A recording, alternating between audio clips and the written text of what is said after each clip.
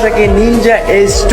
আর এই বাইকের প্রাইস হচ্ছে বাংলাদেশের টাকায় আমি বাইকটা 0 থেকে 100 স্পিডে উঠতে মাত্র 1 সেকেন্ড না 2 সেকেন্ডের মতো ম্যাক্সিমাম টাইম লাগে। সকল বাইকের রাজা এই বাইকটা, এই বাইকের উপরে আর কোনো বাইকই নাই। বাংলাদেশে হাজার হাজার ছেলেরা আছে যে আজ পর্যন্ত সরাসরি কাওয়াসাকি নিনজা S2 চোখে দেখে নেয় ভাই। গাইজ, গতকালকে আমার ফ্রেন্ড আর আমার ফ্রেন্ডের ওয়াইফ গেছিল এক রেস্টুরেন্টে খাওয়া দাওয়া করতে, আর সেখানে গিয়ে দেখে যে কাওয়াসাকি নিনজা S2 এক কথায় বলতে গেলে সকল বাইকের রাজা এই বাইকটা। এই বাইকের উপরে আর কোনো বাইকই নাই। এই বাইকের স্পিডের সাথে কোনো বাইক আজ পর্যন্ত টক্কর দিয়ে পারে নাই।